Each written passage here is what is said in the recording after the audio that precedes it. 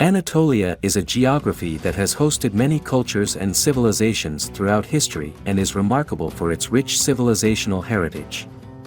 The folk tales and mythology of these lands are full of interesting and sometimes creepy creatures, often passed down from generation to generation by word of mouth. In this documentary, we take an in-depth look at Anatolia's legendary evil creatures and the stories that are said to have happened about them.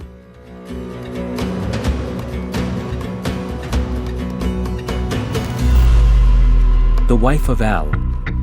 In Anatolian culture, it is a being known as wife of Al or wife of Red. It takes its name from the color Al, meaning red, and is generally believed to wear red clothes or have red hair. Believed to live in nature, the Al wife is usually seen in forests, mountains, or near villages.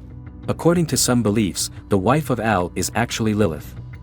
It is believed that Lilith was Adam's first wife and that she refused to be subject to Adam because she was created at the same time and was therefore cursed. The wife of Al, the fearful dream of every mother in Anatolia, is the product of an ancient belief dating back to shamanism. This frightening creature is said to haunt purebred women and newborn babies, even feeding on their lungs. Ways of protection include not leaving the purebred woman alone, keeping the lights on, placing a Quran on her bedside table, and covering her face with a red cloth. In the past, in many villages of Anatolia, stories are told about keeping vigil by the side of purebred women throughout the night. In a village in Anatolia, it is said that Al-Karisi came to the house of a woman who had just given birth at night and disturbed the purebred woman. The woman wakes up in the middle of the night and sees a shadow with red eyes in the corner of her room. The next day, the woman identifies this shadow as the wife of Al. After that night, the villagers begin to keep vigil next to the purebred woman. After this incident, the villagers recite prayers around the house for protection. In another story, a newborn baby in a village suddenly disappears in the middle of the night. His family and the villagers start looking for the baby, but there is no trace of him. The next day, a red cloth is found on the baby's bed, which is attributed to the work of the wife of Al. Isini. Isini is an Arabic term meaning the plural of jinns and is generally known as bogeyman in Turkish.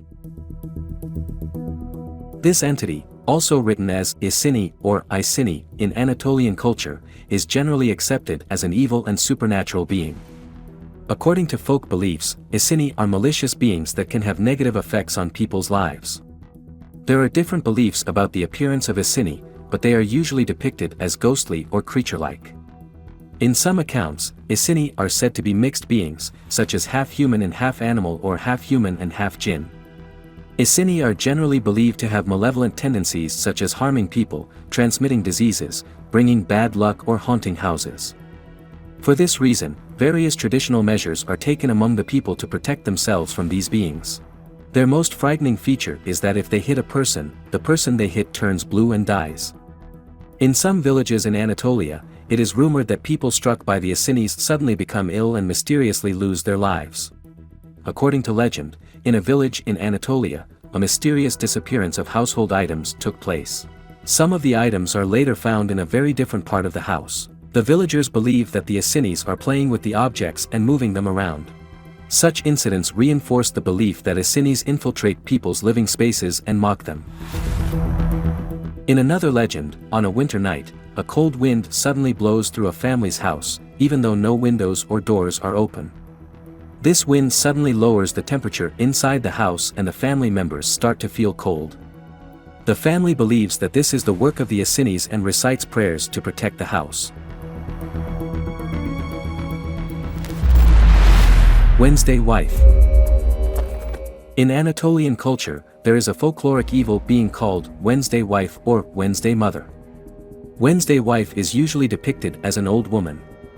It is thought that she wears old and traditional clothes or has a veil on her head. It is believed that the Wednesday wife gets angry at the work started on Wednesday night and therefore does evil to people. In the villages, it is sometimes said that the work that people started on Wednesday night suddenly breaks down for no reason and that this is the work of the Wednesday wife. According to the legend, in one village, a work started on Wednesday night caused various misfortunes to befall the family in the following days. For example, family members have minor accidents or household items are unexpectedly damaged. This is interpreted as Wednesday wife's bad luck. In another story, it is told that in a village in Anatolia, strange noises were heard and dark shadows were seen inside and outside the house during a work that started on Wednesday night and continued late into the night. These noises and shadows frightened the people doing the work and caused them to quit the next day. The villagers believe that these events are a warning from the Wednesday wife. Demurdernak, iron nail. This creature, called Demurdernak or Demurderpanak in Anatolian culture, is a legend or folk tale character, usually told in villages or rural areas. It is usually covered with feathers, has long fingernails, and has nails or fingers made of iron. Believed to live in the mountains of Baygadik in Çanakkale, Turkey, this creature can take on any disguise and emits unbearably foul odors. However, it has a weakness against water. It cannot harm someone who comes into contact with water. Stories are told among the people that those who encounter this creature living at the water's edge are saved by pushing it into the water. In one story, there is an incident in a village in Çanakkale where bad odors spread at night and animals disappeared the next day. The villagers interpret this incident as the work of Demurdernak. According to the story, the creature came to the village, scared the animals by spreading bad odors and kidnapped them. A story is told of a hunter who encounters and struggles with Demurdernak in the forest. The hunter is attracted by the creature's foul odors but eventually chases it towards a stream. When the creature touches the water, it disappears and the hunter returns to the village to tell his story. How true do you think these stories are? Tepegöz, Cyclops. A common monster in Turkish mythology and Dede Korkut tales, Tepegöz feeds on human flesh and it is almost impossible to harm his body. His only weakness is his eye. In the tales, heroes are told to aim for his eye in order to defeat this creature. According to the legend, there is a period in a village when animals and sometimes people disappear at night. The villagers believe that a terrible monster with a huge eye is behind these disappearances. The belief that this monster is the Tepegöz spreads rapidly among the villagers. A brave young hero emerges to protect the village from Cyclops attacks. The hero devises a plan to trap the Cyclops and target his only weakness, his eye. At the end of the story, the hero succeeds in defeating the Cyclops and saves the village. Another story tells of a dark and deep cave where people rarely enter and where it is believed that the Cyclops lives. Rumors circulate in the village that this cave contains the remains of Cyclops victims and footprints of gigantic size.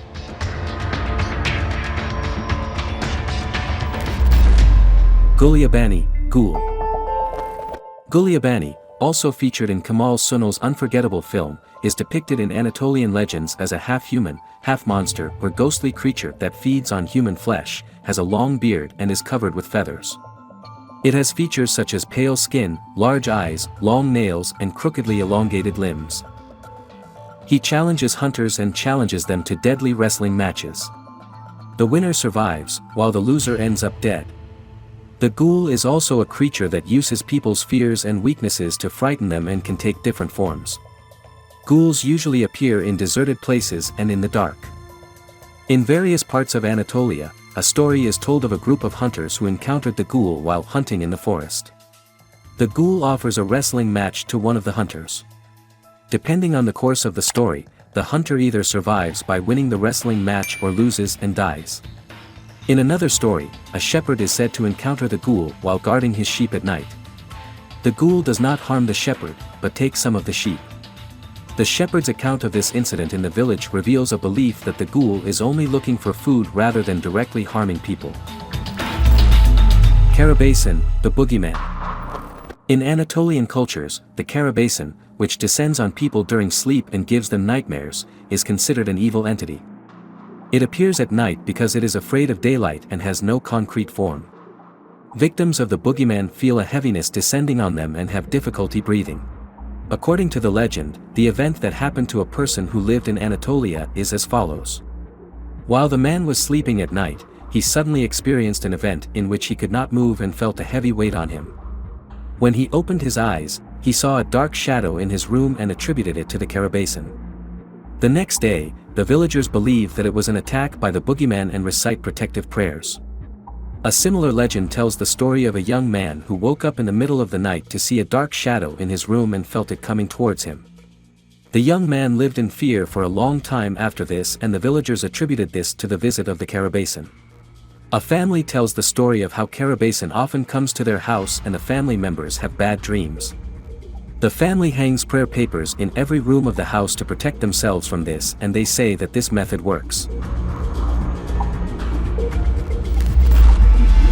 Jermakosi. Jermakosi, who lives in the northern region of the Black Sea, means mountain man in Laz. Jerma in Laz means mountain and Kosi means man. This horrible creature, which is believed to live in the eastern parts of Rise province, has monkey and human characteristics according to Laz beliefs. It is believed that Jermakosi, who lives in the forests, protects nature. In the region, various stories are told that Jermakosi traps and eats people who go hunting. According to local rumors and legends, often with elements of horror and mystery, a story is told of a group of hunters in the eastern Black Sea region who got lost while hunting deep in the forest and never returned. The villagers believe that these hunters were captured by Jermakosi and fell victim to the cannibal. This story shows that Jermakosi is seen as a dangerous and frightening being. In another story, a shepherd encountered Jermakosi while grazing his animals in the forest and was terrified by the creature's frightening appearance. The shepherd managed to escape at the last moment, and when he returned to the village, he told the story. Karakankolos. Karakankolos leads people to panic with its frightening appearance. It is believed that in order to be protected from Karakankolos, who is described as a being dressed in black, covered with feathers, with a black face and red eyes, it is necessary to answer his questions with the word black in them. In some villages, it is said that those who answer Karakankolos' questions correctly are saved from him without being harmed.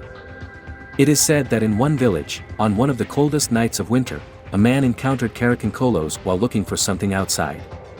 Karakankolos pursued the man in a frightening manner, but the man bravely answered his questions with answers that included the word black and thus escaped the creature.